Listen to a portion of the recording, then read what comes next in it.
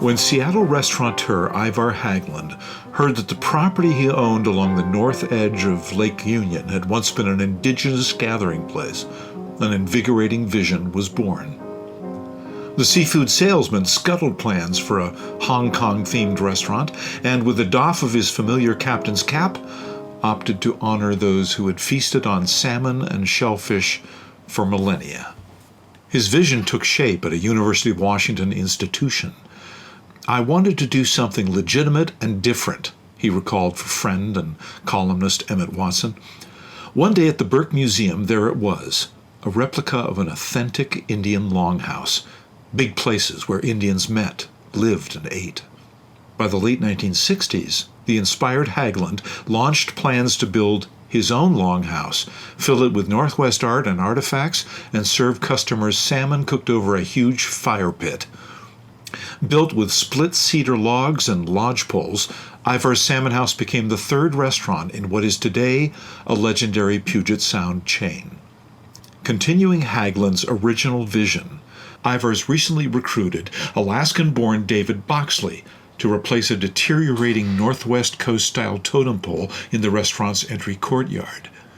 Creativity caught Boxley early on.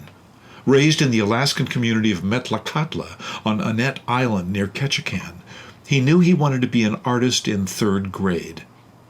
After minoring in art at college, he dedicated himself to rediscovering once forbidden Tsimshian traditions in art, dance, and song.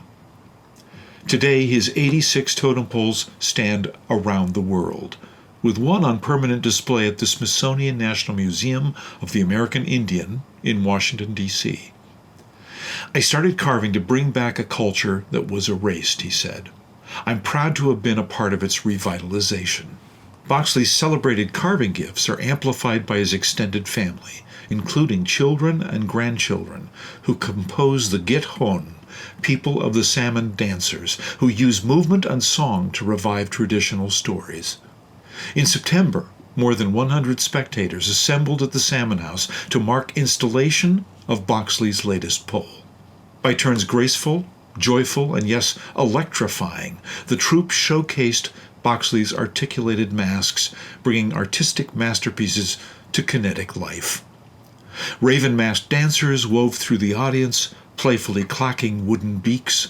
A heart-stoppingly graceful orca arrived to the crash of drums, its hinged mask swung open to reveal a second hidden face beneath. And a Tsimshian salmon, larger than life, circled the parking lot, flashing ornate fins and tail, while the youngest members of Githon flowed in its wake.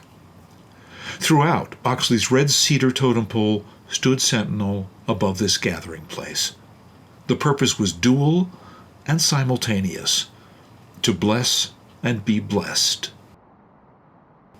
In our first then photo, in April 1966, Ivar Haglund on the left and realtor J.R. Nicholas admire the Lake Union view from Haglund's newly purchased property. Behind them, the University Bridge spans Portage Bay. Girders of the 4-year-old Interstate 5 Ship Canal Bridge loom overhead.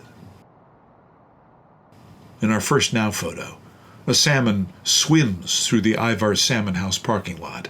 Githon dancers include, from left, Nick James, Jeff Hainga, Darius Sanidad, Jeremiah Nathan, and Dylan Sanidad. In our second now photo, from left, Tsimshian carvers Dylan Sanidad and David Boxley stand at the base of Boxley's 85th totem pole, alongside John, Jennifer, and Janet Creighton, who commissioned the pole in memory of their father and husband, Jack Creighton.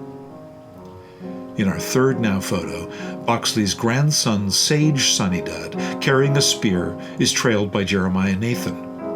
2-year-old Nick James Jr. also joins in this entrance dance. In our fourth now photo, an orca mask worn by Jerome Nathan swings wide to reveal a hidden human face. Githon performer Jeff Hainga, wielding a rattle, helps to guide the masked dancer.